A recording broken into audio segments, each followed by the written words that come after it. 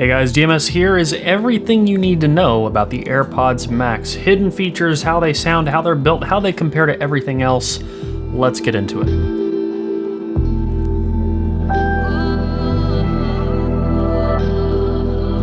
Alright, so this is going to be a long video. So there's a ton of things I'm going to talk about here. There's going to be chapters you can skip through if you want, but if you were looking at buying these, I highly recommend you watch the whole thing because there's some weird quirks you probably don't want to miss anything. So with all that said, let's talk about the build. The construction is good. All things considered, it is a sturdy feeling headphone. Mine came with some minor blemishes under the anodized coat. A little bit disappointing. I think that companies like Bayer or something selling something in a similar price range wouldn't tolerate things like that. However, this is a very mass-produced product from Apple. I don't expect it to be perfect. My Apple Watch has some faults too. And for the most part, these are very minor blemishes. It's not a big deal. There are some design oversights, I feel like. The pads being able to go on backwards covers the optical sensor in there.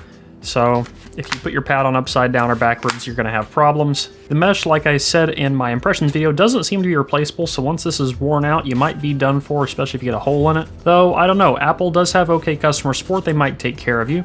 The adjustment mechanism up and down, love it. It's absolutely great. It is very nice to be able to make very fine adjustments to the length of each side. However, the same cannot be said for this hinge mechanism. I feel like the tensioning is not quite right on it because on my head, when these lock out, I have way too much temple pressure, and on some people it was the opposite. They had way too much jaw pressure, so I feel like a traditional yoke system just works better. I like the idea, and I like that they're trying to make it look slimmer, and it does look nicer not having a yoke, but truthfully, a yoke is a better design when it comes to comfort than this, so a little bit of a mark there. Now, it is nice that the pads are of a larger inner diameter than things like the QC35-2 and a larger inner diameter than things like the XM4s or the Bose 700s. Comparatively, this is a problem I had when I went from the Bose QC35-2 to the Bose 700. The cups are slightly smaller on the 700, and as a result, I found the 700 to be very uncomfortable. The cup size is fine on these. I do have some gripes with comfort, like I said. The temple pressure is not great. They are heavy, though that is somewhat to be expected for a battery-powered headphone made out of metal, but this does affect the long-term wearability of them. Comfort-wise, I find the old QC35-2 still to be probably the most comfortable noise-canceling headphone above the XM4s and the NC700s. On a long plane ride, this would be a problem for me. I had comfort troubles with the XM3s and XM4s for long plane rides. Considering this has enough heft to it and considering that temple pressure, I don't think I'd be able to make it through a long plane ride with these headphones on. That said, during the workday, I've managed to wear them for about 2.5-ish, 3 hours before I can't stand them. So depends on how long you're going to wear them for. I do feel like, though, someone who's going to be wearing these for a brief period of time listening to music is probably going to choose a better sounding headphone, a wired headphone. But if it has to be wireless, okay, under 2 hours, that's manageable for most people. That may sound a little bit harsh in some cases, but this is coming from a person who's tried a crap ton of headphones, a lot of very comfortable wired headphones. So hard to compare and contrast because this is, once again, not a wired headphone. There are other headphones like this. This is the Momentum Wireless that has a much better system for relieving pressure. This articulation allows for the headphone to sit easier on my head. Though the headband and the ear pads are a little bit less soft, it is nice, though, that you can turn it off just by flipping it up, whereas the Airpods Max, they do not power off unless you either put them in the case or let them sit for a while. They go into low power mode. However, both in the case and on low power mode, I still have to manually turn off the Bluetooth on my phone because it still takes the audio from my phone even when it is in the case or in its low power mode. Not sure why. It seems to be some sort of software bug, and we'll notice a little bit of a recurring trend with that and some other little design faults as we go along.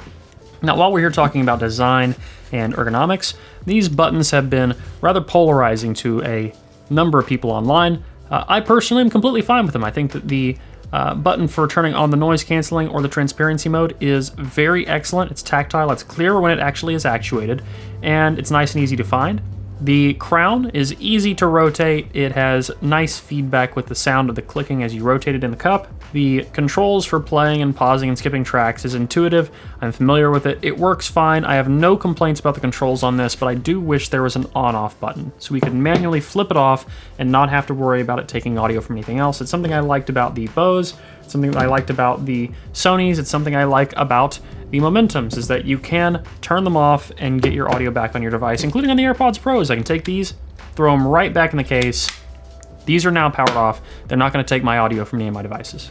Now you can also use these as a wired headphone, but there are some quirks with that as well. We're going to talk about that more in sound, but before that, there is one point I want to note out on that, and that's that when you use this wired, all of the features do stay active. The noise canceling stays active, or the transparency mode, the DSP, all of that is still active. However, you have to use two volume controls. The volume control in the device you plug into, so a laptop, for example, if I plug this wired into a laptop, I have to turn up my volume on my laptop and then turn up the volume using this crown. There are two separate controls to the volume because it's going digital to analog in the laptop, through the cable, and then analog to digital.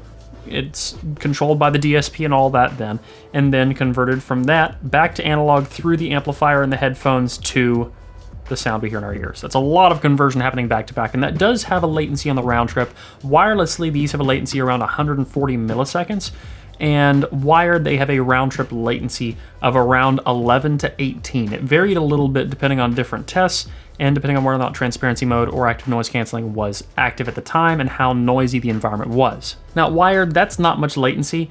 It's so short that you probably won't notice it, but if you are really attentive to something fast-paced, you might notice a slight differentiation in sync. Wireless, that's pretty significant latency, though it does help that video is delayed a little bit to compensate, so it still kind of syncs up when you're playing back wireless. I wouldn't recommend gaming that way, though. So let's talk about sound. A lot of people are going to ask the question, is this the best sounding Bluetooth headphone? Is this the best sounding active noise canceling headphone? Is this the best sounding closed back headphone? And one of those, the answer is yes, and two of them, the answer is no. This is, by a very small margin, the best sounding active noise canceling headphone, if we were talking about overall sound quality and detail. This is probably the most tonally balanced of them, though it does have a little bit of a emphasis on sub bass, and it has a bit of a scoop in the treble. So the treble kind of goes down a little bit and then back up. So it has some sparkle in the upper treble, but a little bit dark in your normal treble ranges. Mid-range is pretty flat, and like I said, there's a boost in the sub bass. Now I'll tell you in a little bit how you can actually change the tonal balance of these headphones, but first let's talk more about them in this default configuration. The sub bass is very powerful. It's not bloated, it's very deep. The DSP in these headphones is doing its job very well.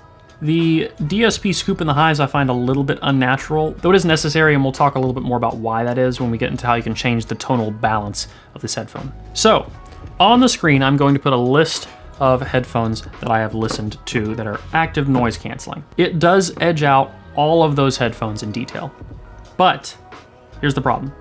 Active noise canceling headphones are a very low bar. Active noise canceling headphones generally have the sound quality equivalent of $100 wired headphones, and that's not an exaggeration. The $100 K361 is significantly more lively and rich and detailed than this thing could ever hope to be. But this isn't designed to compete with wired headphones, it's designed to compete with active noise canceling headphones. And the detail gap between this and the NC700s, the XM4s, the B&Os, it's not life-changing. It's not a massive jump. The tonal balance of this is better than those in the sense that it doesn't have the massive treble spike that the NC700 has at 10 kilohertz. It doesn't have the super muddy bloated bass that the Sonys have, and so on. It's a recurring trend. Detail is only a small step ahead. In this market, a lot of people buying active noise canceling headphones don't know that better headphones exist. They don't know about wired headphones. They don't know about Bluetooth headphones that are non-active noise canceling that have better sound quality. Plenty of things out there are pretty decent. The Ananda Bluetooth, even though I'm not the biggest fan of it, is a pretty good headphone. The Diva Wireless from HiFiMan, pretty good headphone. The K361 and K371 BT, pretty good headphones, though I prefer the K361 BT. All of which sound better than this, but your average consumer is not going to know that. So for the average consumer, we are reliant on companies like Apple, Bose, Sony, all those guys to step up their game and hopefully bring people better sound quality, because those people aren't going to know any other way. Unfortunately, Apple doesn't really deliver there. The AirPods Pros prove that Apple is very capable of making a good audio device. These are fantastic. I highly recommend the AirPods Pros. I use them all the time. They're very enjoyable for music. They're detailed enough. Features like transparency mode and active noise canceling are excellent, but I have to say that the AirPods Max is better, and the only reason I have to say that is because the AirPods Max wins on battery life. If you're taking both of these on an airplane, these are gonna die, and then you're gonna be out of luck, especially if it's a long flight. AirPods Max, they're gonna make it through a pretty long flight, and that's kind of one of the biggest benefits of active noise canceling. On the note of the noise canceling, I have compared the noise canceling between this and a bajillion other active noise canceling headphones. It does perform the best in my testing, which is me sitting in front of a pair of speakers blasting airplane noise. This really does cut out the most sound. So while I think that in almost every other way the AirPods Pro is better than the AirPods Max, the AirPods Max edges it out overall, which I think is a recurring trend. This is the jack of all trades. It does everything and is just good enough in every category that it beats out all of the other active noise canceling headphones that all individually have some major fault. But in no one category is it just the best headphone ever. The XM4s could be a lot better if they didn't have such muddy low end. The AirPods Pros could be much better if they didn't have a short battery life. And the AirPods Max fills all of those gaps. But if you don't need active noise canceling, there are so many better sounding wireless options in the market. And I'm going to get to those in a moment. I want to talk about a couple other things. One is some settings that are hidden for this headphone, and then I want to talk about spatial audio, which is a big feature for Apple on both of these products. So if you were to have an iPhone and you go into accessibility, and then you go into audio/visual, you get this. Headphone accommodations. If you turn that on, you have the option to tune for balance tone, vocal range, or brightness. And then you have a slider down here with slight, moderate, and strong as the three options. It says soft sounds will be boosted slightly, moderately, or strongly. Now this slider is a compressor. It's a loudness compressor. The more you have it turned up, the more it's compressing your audio. Some people on Headfly I saw talking about it, and they said that it brought so many details out of their music. You're listening to a compressor. So this is taking everything and crunching it down. Some people like that. It's already been proven that people like things that are louder. They think that louder is better quality. So it makes sense that if someone throws on a compressor, they might think it sounds better. I don't recommend doing that. Now, as for these three settings, balance tone, vocal range, and brightness, balance tone removes the scoop that happens in the treble from the DSP. The downside of that is that it then shows me why these needed a scoop in the treble, because it ends up they are very, very sibilant. Now, I'm not sure if it's a fault of the driver, of the housing, of what, but it should not be as sibilant as it is when that range has been leveled out, and it just is. It is extremely harsh when you put it into this balanced mode. Balanced tone or brightness might be good for someone who has moderate hearing loss in the upper treble range, in which case I could see that being beneficial, but for the average listener, it's just not pleasant, which is unfortunate because you then have to choose between a recess in the treble or painfully sharp treble. Now we're going to talk about spatial audio and then soundstage and imaging, because I feel like those all are going to go hand in hand. Spatial audio was well implemented on the AirPods Pro. Spatial audio was a bit of a pain on the AirPods Max. I couldn't get it to activate several times on content that I knew worked with spatial audio on the AirPods Pros. When it did work, it was obvious that it was working. However, it just isn't that good. This is a headphone that already, in its stereo configuration, struggles greatly with imaging and soundstage. So to correct for this and to make it sound like surround sound, and to make it actually sound spaced off the head, they are clearly adding a ton of reverberation and echo to this. It's not as simple as just like an echo slider. It's essentially simulating reflections in the sound of a room, but it's bad enough that I would watch a scene that was designed for surround sound, where it would be people talking in a library, a quiet library, and I would listen to it on my surround sound, and it would sound like a quiet library. When I listened to it on these, it sounded like they were talking in a cave. And while the head tracking does work when you turn your head, sounds stay vaguely in the same spot, it's very blob-like imaging.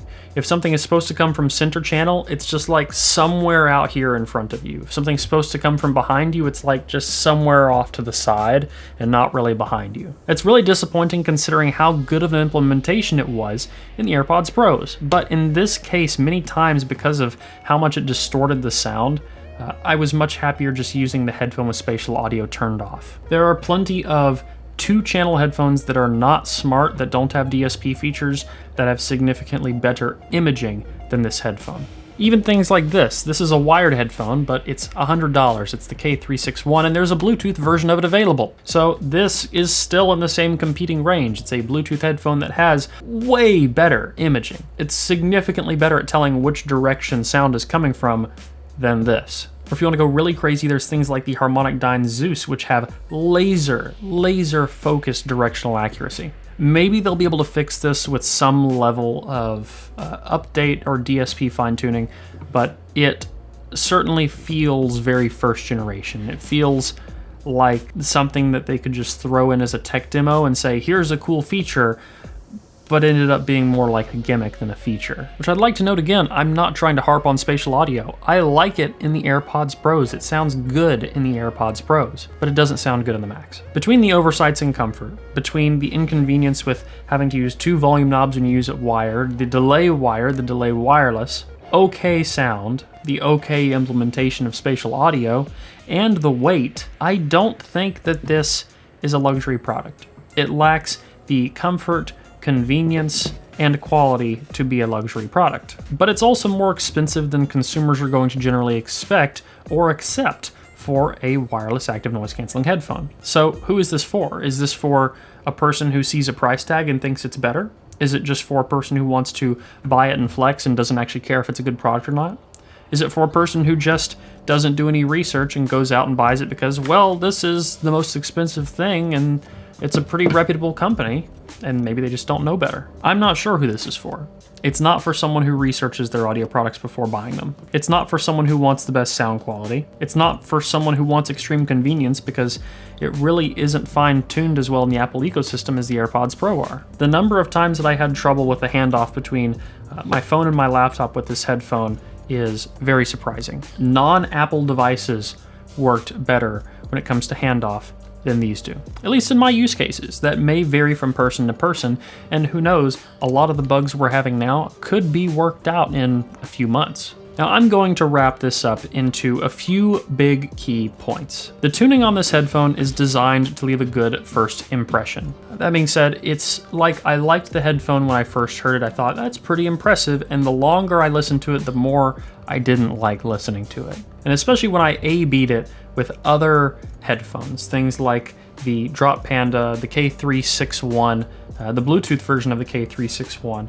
QC35-2, the Momentum Wireless, the Bose 700, the XM4s, the Bang & Olufsen's, and so on. A lot of the differences really started standing out. It is still, sound quality-wise, better than all of the other active noise-canceling headphones, but it just sounds soulless. It completely lacks the magic that I get out of the K361 or out of the HD6XX, which, by the way, this tube amp and this headphone cost less than just this headphone alone.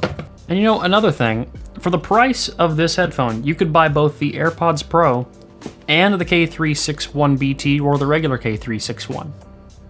You could buy the K361 and QC35-2, which, by the way, is, like I said, a more comfortable headphone due to the weight of this. Now, the person buying all this stuff isn't going to be looking at this anyway. These are two completely different target audiences. This isn't designed for audiophiles. But to a non-audiophile, they may not know that something like the K361BT is going to be a better sounding headphone, albeit with the lack of active noise canceling, than the AirPods Max. Which, by the way, I'm going to link these in the video description because I love these. Side by side, using the K361BT and then the AirPods Max, it was like night and day. The K361BT was much more lively, much more immersive, and that is what this lacks. It's like listening to the music in a way to where it is presented to you and you're not allowed to enjoy it. Here's the music. Okay, there it is. That's it. Don't get too into it. You can have it as it is, you can look at it, but It's like getting in a sports car and being told that you're only allowed to do 25 miles an hour. Yeah, the features are there, the quality is there, but you're just not getting the experience. So once again, yes, I'll say it one more time. This is better sound quality-wise than the rest of the active noise-canceling headphones on the market, but it is not better sound quality-wise than the other Bluetooth headphones on the market. And with that, I think it's about time to wrap this video up. If there's anything that I missed, if there's anything that you want to know, leave it in the comments below. If there's enough people that want to know something, I will make a part 2. I will make a follow-up to this video. But other than that, if you liked this video, please leave a like down below. A comment letting me know what you want to see in the future. If you want to get active in the community, you can at forum.hifiguides.com. And as always, don't forget to stick around and subscribe for more videos like this in the future. Until the next one, guys. Peace.